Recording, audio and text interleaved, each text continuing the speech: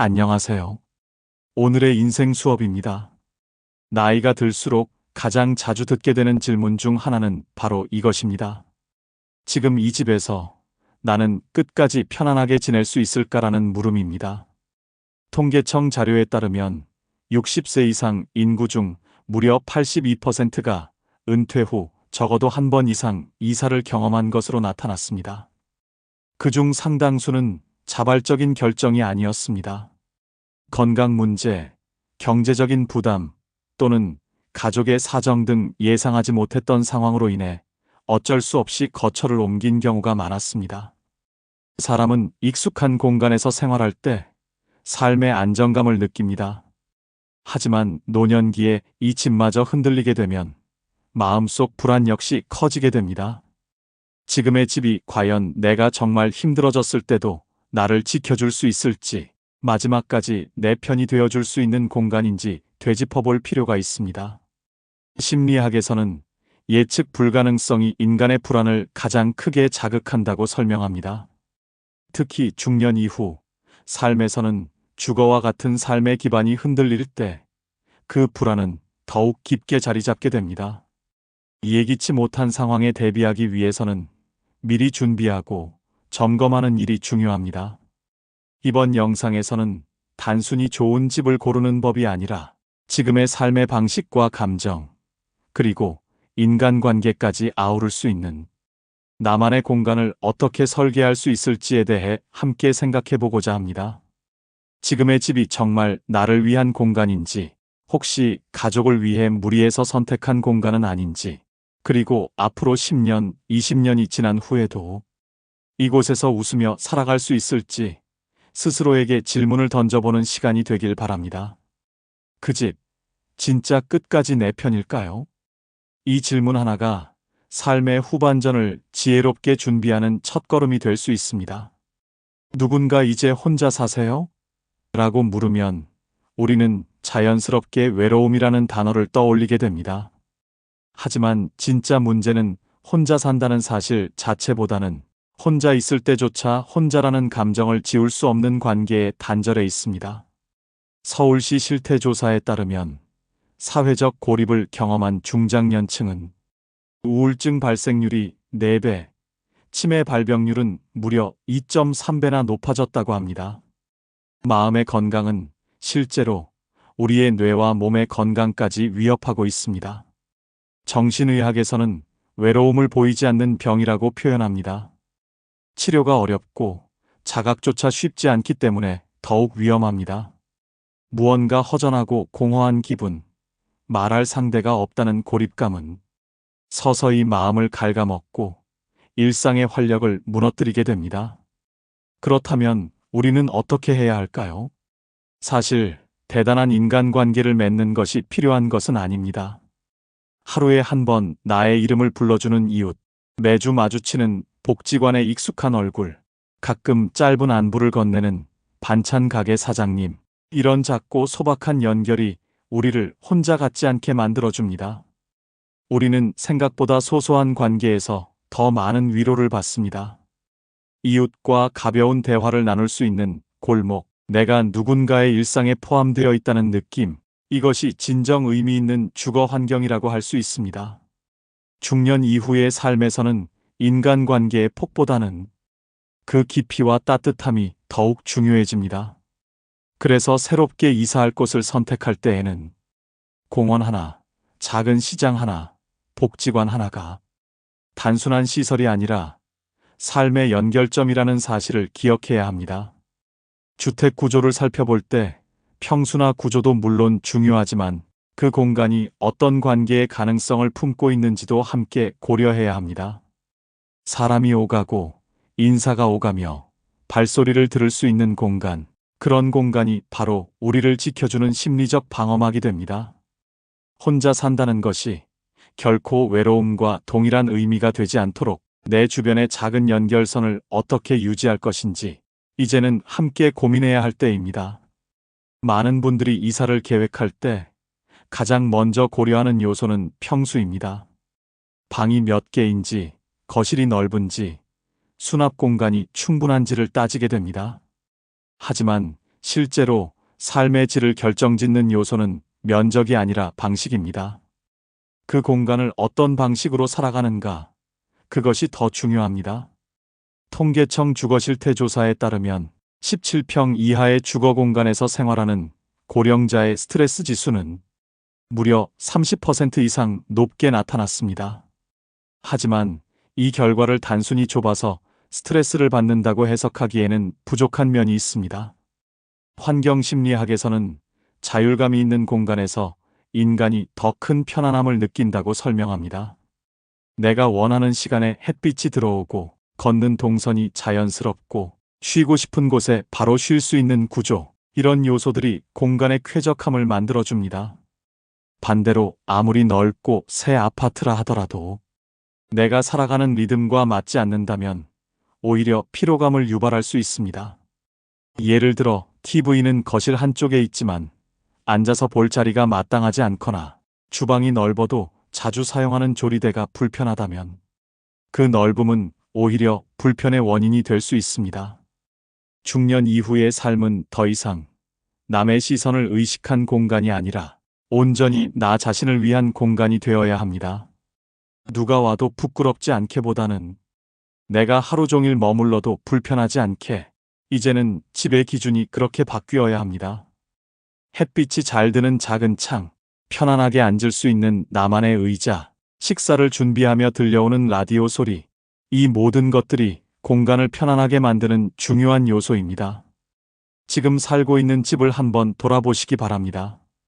정말 내가 원하는 방식으로 살아가고 있는지, 혹시 이 공간이 나를 억누르고 있지는 않은지, 단순한 구조보다 더 중요한 것은 그 공간이 내 삶을 얼마나 잘 담아내고 있는가 하는 점입니다. 집은 단지 잠을 자는 곳이 아니라 내 감정과 생활이 흘러가는 하나의 리듬입니다. 그 리듬을 방해받지 않고 살아갈 수 있어야 비로소 그 집은 진짜 나의 집이 됩니다. 그리고 그 리듬은 생각보다 작은 요소에서 시작됩니다. 책 한 권을 펼쳐도 방해받지 않는 조용한 자리, 문을 열었을 때 반겨주는 익숙한 향기, 이 모든 것들이 결국 나만의 삶의 방식을 완성해 줍니다. 많은 분들이 나이가 들수록 병원 근처에 살아야 안심된다고 말씀하십니다. 응급 상황에 대비할 수 있고 진료를 받기에도 편리하기 때문입니다. 하지만 과연 병원이 가까운 것이 건강한 삶을 보장해주는 조건일까요? 정신의학에서는 치료 중심의 삶보다 일상 회복 중심의 삶이 노년기 정신 건강에 더 긍정적이라고 말합니다. 단순히 병을 관리하는 것이 아니라 일상의 흐름을 유지하며 스스로의 삶을 살아내는 것, 그것이 진정한 회복이라고 할 수 있습니다. 서울복지재단의 보고서에 따르면 주 2회 이상 복지관 프로그램에 참여한 노인의 삶의 만족도는 그렇지 않은 이들보다 1.7배 이상 높은 것으로 나타났습니다. 몸을 치료하는 공간이 병원이라면 삶을 회복시키는 공간은 바로 복지관입니다. 병원 옆에서는 마음이 먼저 병들기 쉽습니다. 하루 종일 병원 순번표를 기다리며 앉아있는 시간, 주변에서 들려오는 기침 소리와 한숨 소리는 어느새 우리의 기분과 의욕까지 가라앉게 만듭니다. 그 안에서 점점 환자로서의 정체성이 굳어지고 내 삶의 다른 모습들은 점차 흐려지기 시작합니다. 반면 복지관은 다릅니다. 노래소리가 들리고 누군가는 그림을 그리고 어떤 분은 뜨개질을 하며 미소를 짓고 있습니다. 삶이 살아있다는 감각, 누군가와 함께 있다는 감정이 다시 나를 살아가게 만듭니다. 몸의 건강뿐 아니라 마음의 리듬까지 되찾을 수 있는 공간, 그곳이 바로 복지관입니다. 중년 이후의 건강은 단순한 진단 수치만으로는 설명될 수 없습니다. 누군가를 기다리고 누군가가 나를 기다리는 구조 속에 있을 때 우리는 아프지 않아도 병원보다 더 큰 치유를 경험하게 됩니다. 물론 병원을 멀리하라는 뜻은 아닙니다. 다만 병원 중심의 삶에서 벗어나 삶의 공간을 함께 설계해야 한다는 의미입니다. 그래서 이사를 고려할 때에는 복지관과의 거리 또한 함께 살펴보아야 합니다. 그곳은 단순한 시설이 아니라 내 일상의 일부가 되어줄 수 있기 때문입니다. 집 주변에 있는 복지관, 문화센터, 작은 도서관 하나가 어쩌면 약보다 더 깊은 위로가 될 수 있습니다. 복지관은 병든 사람을 위한 공간이 아니라 살고 싶은 사람을 위한 공간입니다. 혹시 자식들과 함께 살 계획 있으세요? 이 질문을 받으면 많은 부모님들이 잠시 고민에 잠기게 됩니다. 나이가 들수록 자식 가까이 지내는 것이 좋겠다고 생각되면서도 막상 함께 살기를 떠올리면 걱정이 앞서기도 합니다. 가족 심리학 연구에 따르면 부모와 자녀가 한 집에 사는 경우 갈등 발생 빈도는 무려 2.4배나 높아지며 관계 만족도는 오히려 낮게 나타났습니다. 같은 공간을 공유하지만 각자의 삶의 리듬이 다르기 때문입니다. 하루를 시작하는 시간도, TV 채널을 고르는 기준도, 심지어 말 한마디의 온도조차 서로 다를 수밖에 없습니다. 중년 이후의 삶에서는 무엇보다 정서적 독립이 중요합니다. 가까이 있으되 간섭하지 않는 거리, 그 미묘한 균형이 부모와 자식 모두를 편안하게 만듭니다. 실제로 최근에는 같은 단지, 다른 동에 거주하는 형태가 늘고 있습니다. 또는 걸어서 5분 거리, 필요할 때는 곧바로 찾아갈 수 있지만 서로의 일상은 독립되어 있는 구조입니다. 이러한 물리적 거리는 자녀가 부모를 부담스럽게 여기지 않게 하고 부모도 자녀 눈치를 보지 않고 스스로의 삶을 유지할 수 있도록 도와줍니다. 사소한 갈등이 반복되어 관계가 소모되는 것을 막아주는 방식이기도 합니다. 심리학자 에리히 프롬은 사랑이란 두 사람이 서로를 보호하되 동시에 자유를 허락하는 것이라고 말했습니다. 부모와 자식 사이에도 이 말은 유효합니다. 진정한 가까움은 같이 있음에서 오는 것이 아니라 함께 있다는 안정감에서 비롯됩니다. 혹시 자녀와 함께 사는 것을 당연한 의무처럼 여기고 계셨다면 이제는 그 생각을 잠시 내려놓으셔도 괜찮습니다. 자녀에게도 나 자신에게도 건강한 공간을 설계하는 것이 결국 가족 전체의 관계를 지켜주는 길이 될 수 있습니다. 가끔은 가까운 거리에서 나누는 가벼운 안부 한마디, 함께 점심 한 끼를 나누는 평일의 오후가 매일 얼굴을 마주하는 것보다 더 따뜻한 시간이 될 수 있습니다. 당신의 독립은 자녀에게 부담을 덜어주는 것이며 자녀의 거리두기는 부모에게 자유를 선물하는 방식이 될 수 있습니다. 가족은 함께 사는 사람들이 아니라 서로의 삶을 존중해주는 사람들입니다. 요즘 어디 아픈 데 없으세요? 중년 이후에는 이런 인사를 자주 주고받게 됩니다. 하지만 정작 건강을 지키는 가장 확실한 방법은 병원 진료보다도 매일 걷는 그 동네에 숨어 있습니다. 국민건강보험공단의 보고서에 따르면 꾸준히 걷는 사람은 우울증, 고혈압, 당뇨, 불면증 등 다양한 만성질환의 발병률이 현저히 낮게 나타났습니다. 반대로 걷지 않는 사람은 그 위험이 2~3배 이상 높아진다고 합니다. 걷는다는 것은 단순한 운동이 아닙니다. 내 몸의 리듬을 깨우고 머릿속의 복잡한 생각을 정리하며 마음을 비우는 소중한 시간입니다. 특히 자연 속을 걷는 경험은 스트레스를 완화하고 정서적 안정감을 주는 효과가 있는 것으로 알려져 있습니다. 하지만 아무리 좋은 효과가 있다 하더라도 걷기 어려운 동네에 산다면 실천하기 어렵습니다. 실제로 보도 상태가 좋지 않거나 공원이 멀리 떨어져 있는 지역에서는 걷기 실천율이 10%도 되지 않는다는 조사 결과도 있습니다. 대부분 집을 고를 때에는 편의시설이나 병원과의 거리를 먼저 고려합니다. 하지만 공원, 벤치, 나무, 햇빛 같은 걷는 사람을 위한 요소들은 종종 간과되곤 합니다. 그러나 진정한 건강은 이러한 작은 환경에서 비롯됩니다. 햇살이 스며드는 산책길, 잠시 앉아 쉴 수 있는 나무 벤치, 계절마다 꽃이 피고 지는 작은 화단, 이러한 공간들이 바로 회복을 위한 생활 기반입니다. 행동심리학에서도 환경이 사람의 행동에 가장 큰 영향을 미친다고 설명합니다. 즉, 건강을 유지할 수 있는 동네에서 살아야 건강한 삶을 지속할 수 있다는 뜻입니다. 아파트 단지 내에 산책로가 있는지, 집 앞 공원까지 몇 분이면 도착할 수 있는지, 이제는 이런 질문이 병원보다 더 중요한 기준이 될 수 있습니다. 특히 중장년 이후에는 운동을 일부러 하러 나가는 것보다 일상 속에 자연스럽게 녹아든 걷기 환경이 훨씬 실현 가능성이 높습니다. 퇴근 후 저녁 식사 뒤 가볍게 한 바퀴 걸을 수 있는 길이 있다면 그것은 작은 사치가 아니라 건강한 노년을 위한 가장 현실적인 자산입니다. 매일 20분씩 걷는 것, 그것이 장기적인 건강 관리의 핵심입니다. 몸이 아프기 전에, 마음이 지치기 전에 걸을 수 있는 동네를 선택하십시오. 그 동네가 곧 당신의 병원이 될 수 있습니다. 오래된 단독주택, 한적한 시골집, 멋진 전망이 보이는 전원주택. 은퇴 후 이런 집을 꿈꾸는 분들이 많습니다. 복잡한 도시를 떠나 조용한 삶을 살고 싶다는 바람 때문입니다.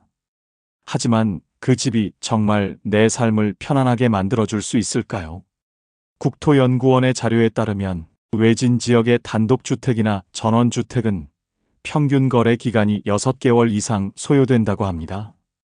급한 일이 생겼을 때 집을 쉽게 팔 수 없다면 그 집은 보금자리가 아니라 오히려 감옥이 될 수도 있습니다. 행동경제학에서는 이렇게 설명합니다. 사람은 선택할 때 감성적으로 반응하지만 그 선택이 삶에 미치는 영향은 철저히 현실적이라는 점입니다. 즉, 지금은 로망처럼 보이는 집도 시간이 지나면 오히려 큰 짐이 될 수 있다는 뜻입니다.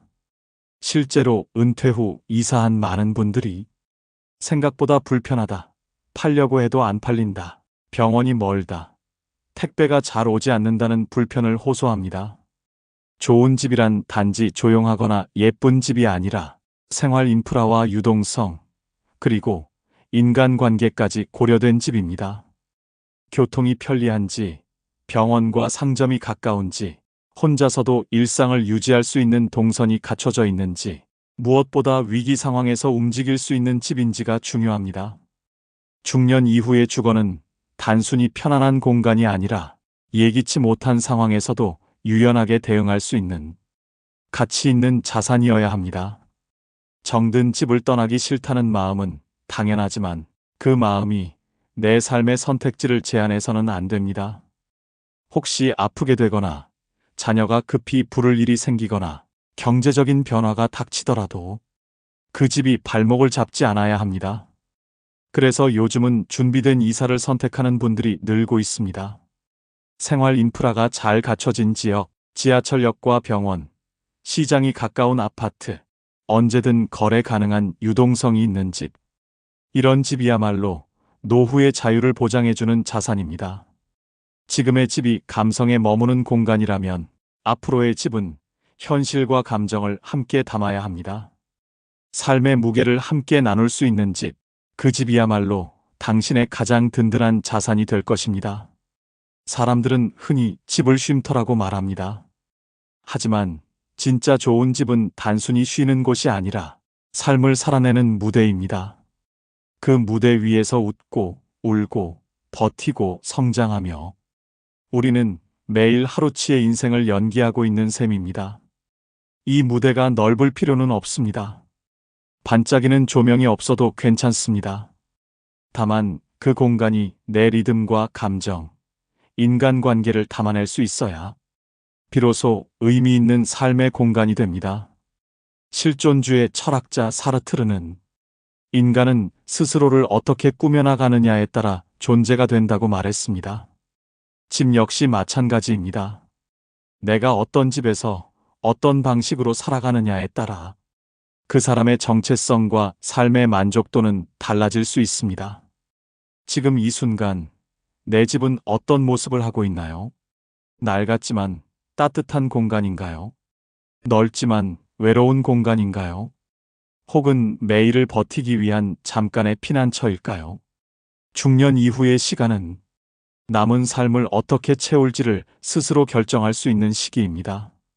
그리고 그 결정은 대부분 어디에서 어떻게 살 것인가에서 시작됩니다. 내가 좋아하는 것들로 공간을 채우고 익숙한 얼굴들과 인사를 나누며 햇살 좋은 날에는 밖으로 나가 산책할 수 있는 일상. 그런 일상이 반복되는 공간이 바로 내가 살아가고 싶은 무대입니다. 지금의 집이 꼭 완벽할 필요는 없습니다. 다만 스스로에게 솔직해질 필요는 있습니다. 이 공간이 앞으로의 나를 지지해 줄 수 있는가? 내 삶의 흐름과 관계의 온도를 담아낼 수 있는가? 그 질문에 그렇다고 말할 수 있다면 당신은 이미 가장 중요한 준비를 마친 것입니다. 혹시 머릿속에 하나의 그림이 떠오르셨다면 지금 이 순간부터가 바로 시작입니다. 무대는 미리 준비하는 사람이 주인공이 되는 법입니다. 지금까지 오늘의 인생 수업이었습니다. 여러분의 삶이 머무는 그 공간, 그곳이 따뜻하고 단단한 무대가 되기를 진심으로 응원합니다.